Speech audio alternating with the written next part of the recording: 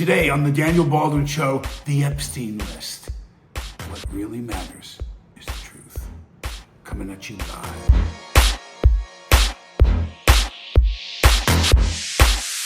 Hello and welcome to the Daniel Baldwin Show. It is July 14th. The 14th of July. July's already halfway over. Amazing.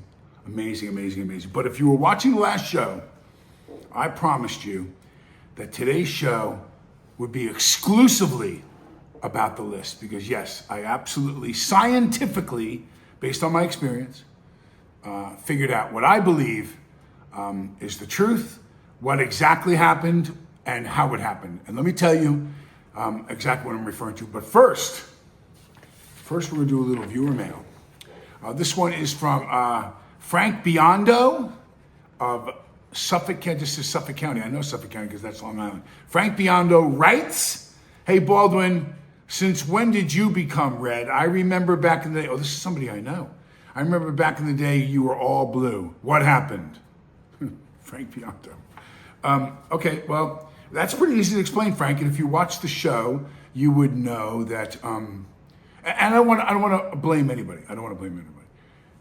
What I believe my father taught me about, and it goes back as far as I can remember, the Kennedy administration.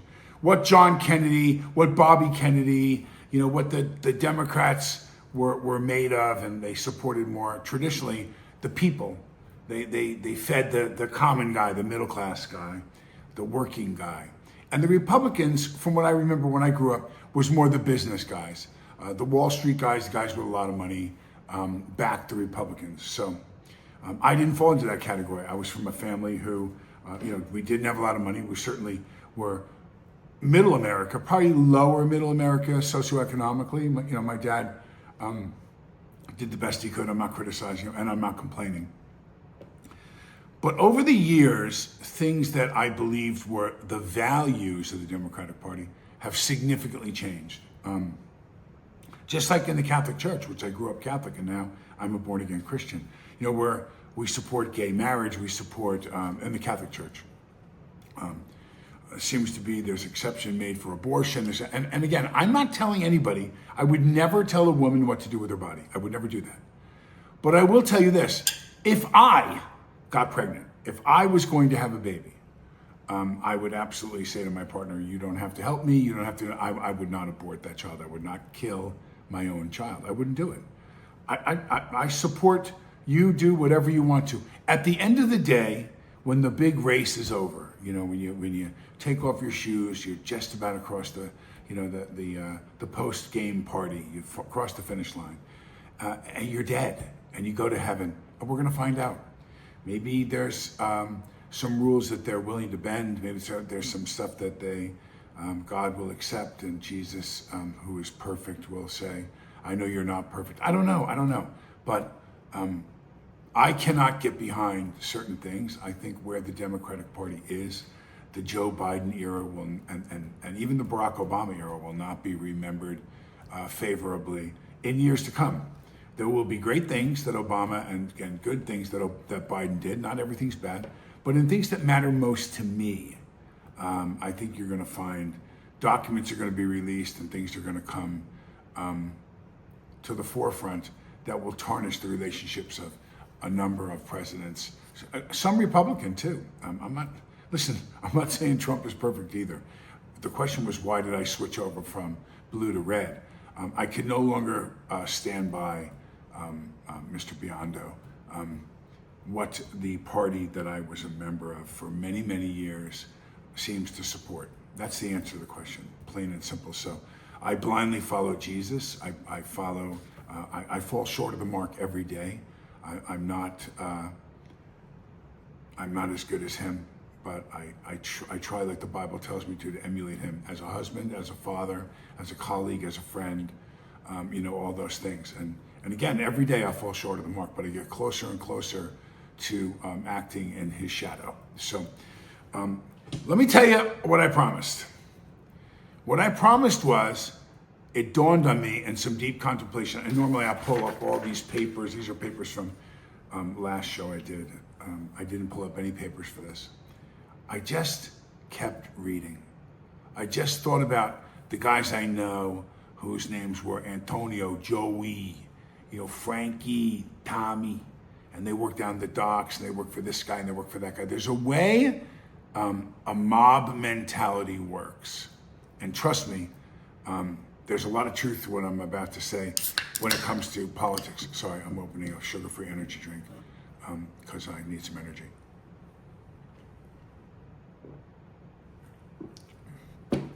There's a way a mob mentality works.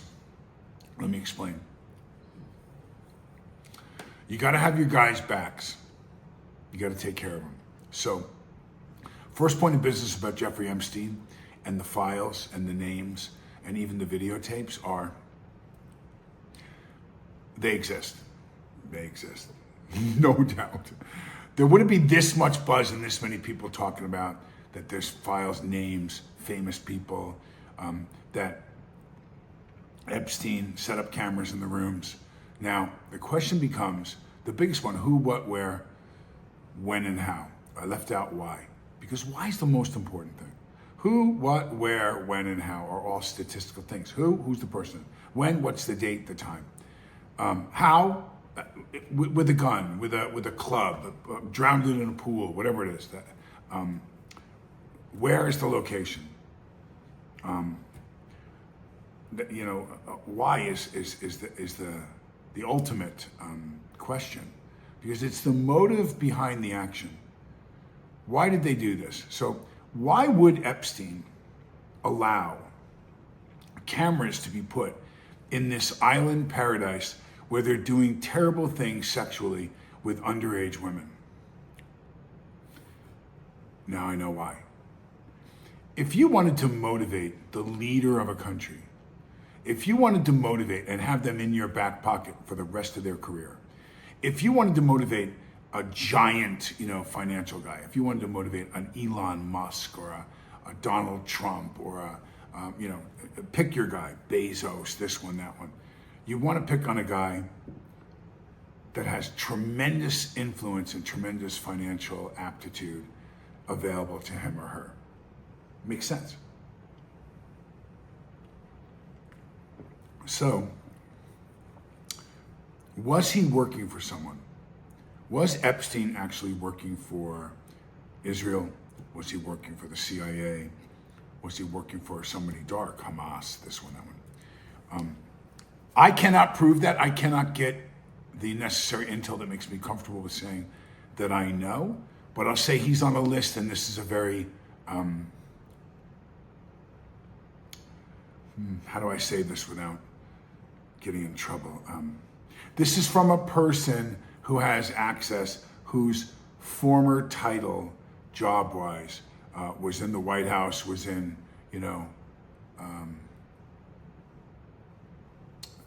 the spy arena, I'll call it that, the intelligence arena. And he says, with a smile on his face, yeah, he was definitely at some point one of our guys. So he's claiming he was a U.S. asset. Epstein himself.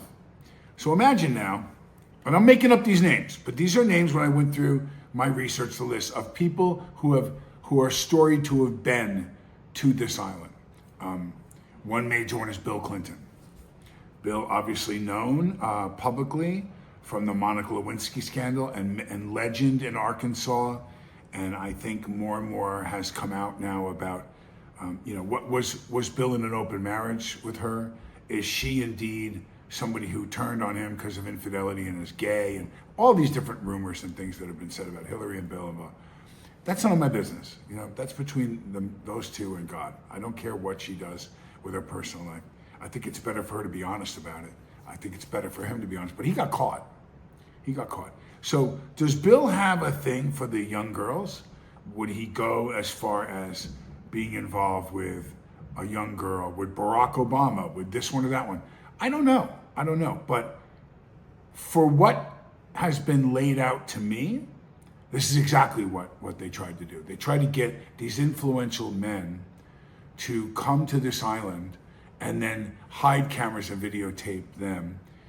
World leaders, powerful men, so that now they control the rest of your career. your ability to get elected, where you're going to go, how you'll be remembered, what kind of money you could make. I mean, listen, if you could show, even now, a video, imagine back in the day, back in the late 90s, if you had access to a videotape showing Bill Clinton having sex with a 13-year-old girl. If you had the power, if you had that, that's a very powerful tape. That locks him and his influence into your assets. He's going to do what you want. That takes Hillary out of any potential office, any of the Clinton Foundation's financial gains. Well, you own this person if you have that. So it made real sense to me. It made real sense to me because of the number of rumors that happened and then the people that are supposedly on the list. Now, where are we now? The list isn't coming out. Pam Bondi said we had, I misspoke. I said that we had access to a list of blah, blah. And it's moving. And I thought, you mean Donald Trump after all the stuff he said? Donald Trump, after all the stuff he said, is not going to release this list? He's not going to make these guys pay? We're not going to see whether, and again, I'm making up names. I'm just telling you stuff that, is Bernie Sanders a freak? Is Tom Hanks? Is this one? Is that one? Who's on this list? And who went there? And again, I give them a clean slate. You could have been going to this island to go to a party. You could have been going to this island not having any idea. But for the guys that went back and forth 20 times over 5 years and the rumors were going around about the island and what was going on, I'm not sure. So I narrowed it down. I thought about how that mob mentality works. I thought about how you could hurt a guy really bad if you had a video of them doing something so publicly unacceptable and so disgusting and so illegal. So why wouldn't Trump release that? So many have speculated, well, he's in that list. And I firmly believe, I think it's well documented on flight plans and stuff. He knew Epstein. He went there to the island, but that doesn't mean they didn't go to the island. The guy was a gazillionaire and make deals or try to lure them into this trap. I do not believe that Donald Trump went in some bedroom, that Donald Trump would be stupid enough to go in some bedroom and fool around with some underage girl on an island. I just don't think, it's a guy that's never had a drink. He's never done a drug. He's kind of a square. I just don't think, but you know what? Maybe he's a freak. Maybe Donald Trump is a stone freak and he did do that. I'm not saying that's not a possibility as to why he's not letting the list go. But here's the more probable. It's not the people that he can get. It's not the people that he can show down. It's the handful of people that he knows that are friends. It's because Trump knows a lot of people over the years. And if you had people that were involved in politics, if you had people that were major business players or athletes or whatever they are, but they were his friends, they supported him over the years. And you can't take the list and redact it. You can't take the list and put 10 names of people you want to see go down and not the other 5 of people that are your friends. Because apparently this Epstein Island situation, it was a pretty popular place. I don't know, I never went there. I didn't know Jeffrey Epstein. I've known some of the more sinister guys, in some of these scandals, but I didn't know this cat, nor have I ever been to the island. But I know a number of people who supposedly have been to the island. And when I look at the list of those people, I'm not accepting that, you freak, you're on the manifesto that says you went to the island. I think the first time you go there, you're not going there and you're not saying, hey, you want to come to this island where there's a freak show going on? You invite them out to the island for whatever. Hey, I'm looking at this, putting a cast together for this movie. I'm looking to raise money to do this. Here's an investment opportunity. Hey, come to my. When you're a guy that says you have your own planes and your own island and the biggest piece of real estate in Manhattan and all this other stuff, the guy, he was quite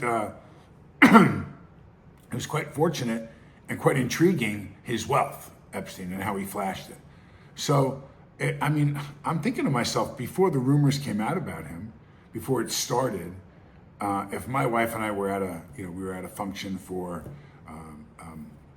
an election function or a charity function, and this Jeffrey Epstein guy walks up, dressed up nice, and says Jeffrey Epstein. He's surrounded with other famous people that I've met or I know, and he says, "Hey, we're giving this gathering next week. It's a charity for. I'll fly your wife and you and pick you up in my jet and fly you to the island and put you up in the lap of luxury and blah blah blah. Would you guys want to go? If we were free, we might consider that." Especially if it's a charity that we back. Now, obviously, we don't know anything like anybody. It's that first trip that I think you have to forgive. It's the second trip and third trip that they would learn what's going on, and then beyond that, they're part of the party. So I would think you'd have to look, or they're directly doing business with him. But again, the plot thickens. So follow me here. I think there's a high propensity that Jeffrey Epstein worked for the CIA. I think that those people or one of the party wealthy backers, like a Soros or whatever, because they wanted to be able to put a gun to the head of very influential, powerful men and women, particularly men. So that's one. That's one I'm signing off on. He worked probably for the CIA, but he was an agent of some type. He was in intelligence. Number two. They used this taping and they used this island as a way because there is no currency that has value more than the filming of you doing something inappropriate with a minor. It's over. So they lured him in. They have the videos of certain people doing certain things. Now the next step is, why hasn't Trump, after all this hoopla about what he's going to do with the videotapes, why has he not released the videotapes? I think there's people on those tapes that he knows. I think there's people on those tapes that he's friends with that would probably be very upset with him if he didn't do everything he could to make sure that no one ever sees those videos. So, but here's the next one. And this part, I know a little bit about. So you're on Rikers Island, and you're in your cell, and there's cameras that show who gets in, who gets out 24/7. But at this 1 minute every night, it magically turns off and does this and this, and it's been going on forever. They always do that. How convenient that this guy is found, supposedly he killed himself in his cell, and there's a minute of missing tape. Now, here's that logic mob mentality thing. I want you to really think about this. If you're Jeffrey Epstein and you're working for whoever you're working for, in order to gain influence over super powerful, very dangerous people, you're getting, videotape of presidents of countries, of monarchy, generals in the military, people that would not think twice about coming back and seeking redemption to stop you from exposing them. He knows that. These are the people he's working for. So he knows that they have the ability to kill him. He knows that, excuse me, he knows that even in a situation where you're supposed to be in protective custody, they have full access to move the guards out, everyone go take a break, they're supposed to run a cigarette break. I mean, how ironic that this period that the video goes off on, which they must, according to their claims, they know when it's going to go off. They know when the video is going to go off. Hey, are we fucking stupid? Are we supposed to be that stupid that we don't know that this guy was either murdered, which is, I think, the brilliance of it. They made it so obvious with the tape missing. Remember Houdini? Remember now, think about this for a minute. They take Houdini and they put him in a straitjacket. Then they put chains around him. Then they tie his mouth closed. They stuff a baseball in his mouth. They put this rubber stuff over his head. And they walk him into a safe. And they take the safe and they put chains around the safe. And they slowly lower this safe as it's going in. And it's rumored that Mr. Houdini can hold his breath for up to 3 minutes. He's not a Navy SEAL, but he's very adept in the water. So we know really up until the 3-minute mark And there's people all along the pier, and the safe is lowering, and the safe is lowering, and it hits the water, and it starts going. And as soon as the top of that safe hits that water, the clock goes on. Oh my goodness, he's been down there for a minute now, but I mean, you know he can't hold his breath for 3.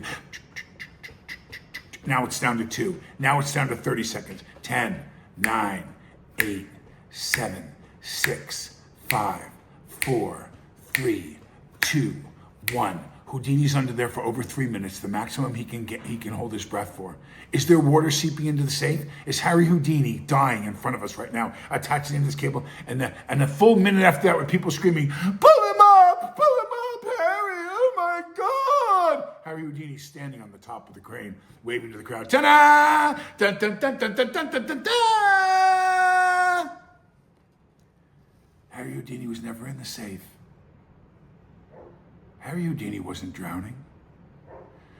The gold, the essence of Houdini is to get you just for a second to look over here while the bottom of the safe drops out and you're swimming, with an underwater device that was in the safe that takes you up. In that time, the challenge was how fast could he swim underwater to get to the dock, change his clothes, come up dry, climb up the back bevel of the crane, and be standing up there before the 4-minute mark was up, and you were convinced Harry Houdini died in a safe in front of you.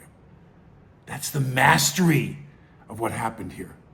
Yes, I claimed to know what happened with the list and with Epstein. Epstein's not dead. Epstein is not dead. Why would they make it so obvious that it looks like cops or somebody went in for that 1 minute missing? And again, you look over here at the explosion, at the fire, at the flash of light, when something else was going on. So that minute, the door opened, Epstein runs out. Why is Epstein still alive? Because Epstein has lawyers all over the world that have videos that he would have made copies, or he has the masters.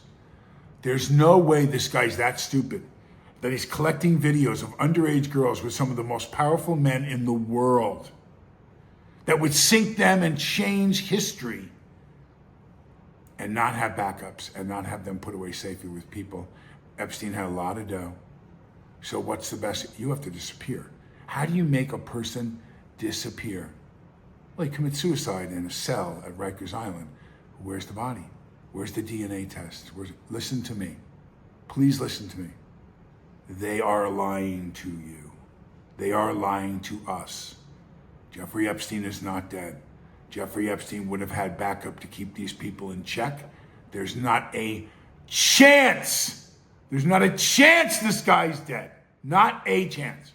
But let's make you do the Houdini thing and look over here with, well, those cops and he couldn't have committed suicide. People who have stayed, the suckers in the world are sitting there going, those dirty cops came in, they were CIA, they were FBI, they put the uniforms on, they climbed in there, they strangled Epstein to death.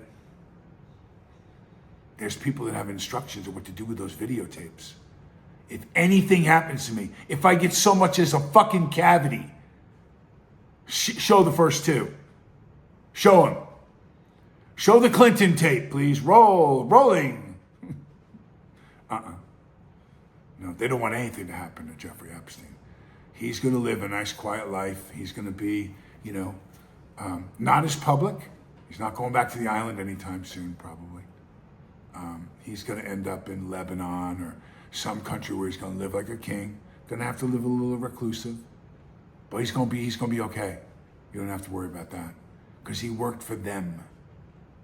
He worked for the club. For the company.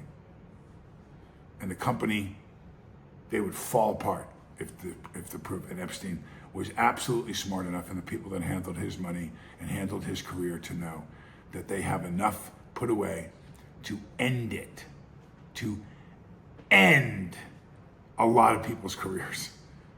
So there it is, my friends. Jeffrey Epstein's alive. I promise you, he's alive.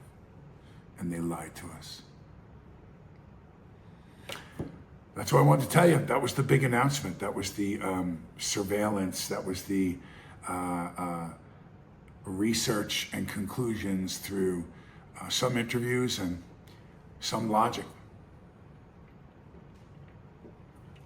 So, dear Lord, I thank you for your protective hand over us, Lord, and your guidance. And I thank you, Lord, for keeping my beautiful wife and my son and my daughters and my whole family safe.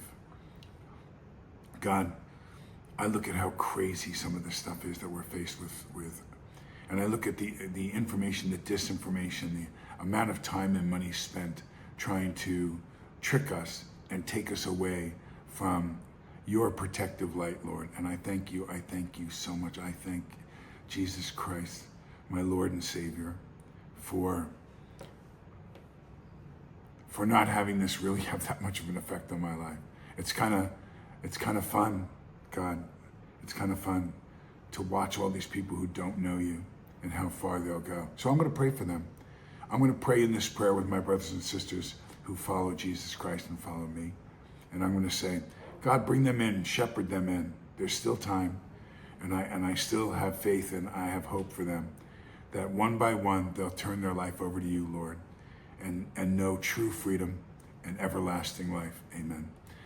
That's the show. Short and sweet today. I wanted you to know that I wonder, will we ever find out? Will we ever see Epstein? Will he turn up somewhere, some other scandal or some other thing that he's doing, or some ungodly thing he's up to? I don't know. But don't be surprised when you find out that Jeffrey Epstein is alive, or someone turns over that story in 20 years or whatever and goes, yeah, I was there. I pulled him out of the prison. We put him in the back of a van and took him out of Rikers. It'll come out. It'll come out. No one can hold those secrets anymore, unless they kill everybody involved, which they do too. They do those terrible things. Hey, listen, thank you for subscribing. Thank you for liking. I did a stupid thing on one of the sites. I switched the site accidentally over to business, and I shouldn't have. And so we lost a lot of followers, or I don't know a lot about all that tech stuff. But if you like the show, if you subscribe to the show, if you share the show, it would be so awesome to do, because it helps us reach more people and help more people. So looking forward to seeing you on the next show. God bless you. Praise God.